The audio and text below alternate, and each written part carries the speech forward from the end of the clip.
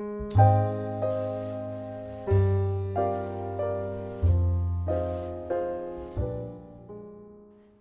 and welcome to a new video on my handmade flower series here on YouTube.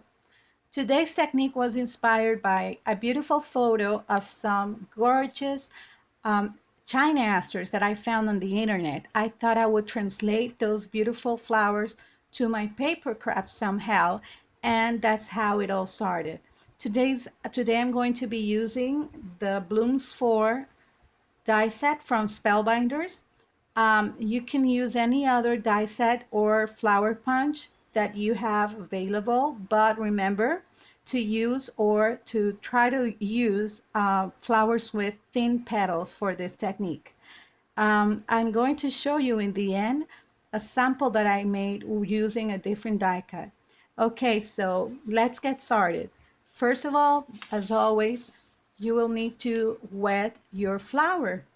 Try not to wet too much your flower this time, because the technique that we will be using will add a lot of tension while we shape them, and the petals may be actually teared. So I'm going to show you two ways of shaping the flowers. The first one is using an 8mm ball-ended stylus, and all you need to do is move the stylus towards you on each petal, press and move it towards you, and you'll find that it may be a little bit difficult because the petals are very close to each other.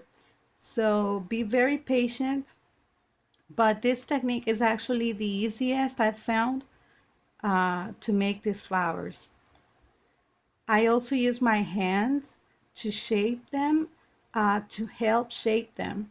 And what I do is I try to press those petals inwards when I finish shaping them with my stylus, just like that. The second technique I have to show you is using a different tool, and you may find it quite useful if you don't have a stylus to work with. And with this one, you need to be very careful.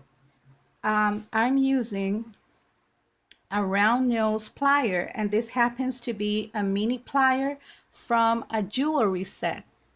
So what I do is basically grab the petal with with the plier and also press on the center, because that will help a lot during the process. And what I do is try to pull those petals inwards like that, but don't press too hard because the plier is not as delicate as the stylus and you may tear a petal. As always, I tell you that if you happen to tear a petal or two, it's all right. You have many layers and you can cover your mistakes. But you'll find that you'll need to be even more patient with this technique. It takes a little bit more time, especially if your cardstock isn't as thick. I'm using a medium thickness cardstock, but you need to use cardstock for this technique. Okay, just like that. I'll go ahead and show you how they result after shaping them with the two different techniques. Okay, so this one on the right is the one I shaped using the stylus, and this one on the left is the one I used shaping. I made shaping with the plier, and you'll see that the result is quite similar, really. It's quite similar, but you can also tell that I actually tear one of the petals here using the plier, and that's because of the pressure that you apply with the plier. It very easily can tear a petal. But if you're patient and you're careful, you will certainly achieve a nice result with both tools. So now I'm going to go ahead and shape the rest of my flowers and put them together so that you can see the final result. Okay, so here is my finished flower, and it's amazing how we went from this to this with just a few simple steps.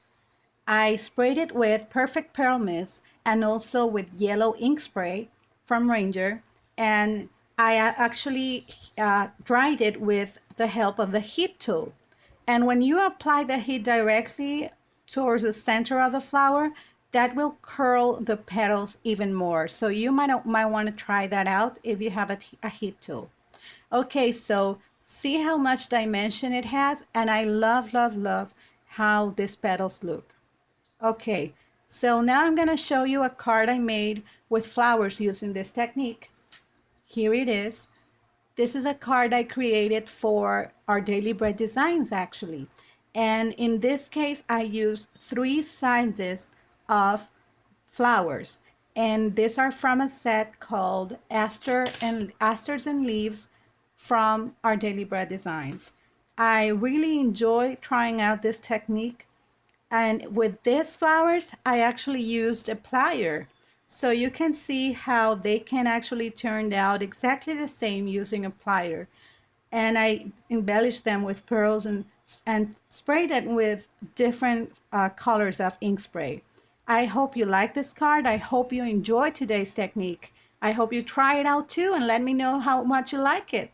And if you want to know the details to this card, I'm going to leave you a link on the description below. If you like this video, I hope you give me a thumbs up. And if you want to see more, remember to subscribe. Thanks so much for watching. See you again soon.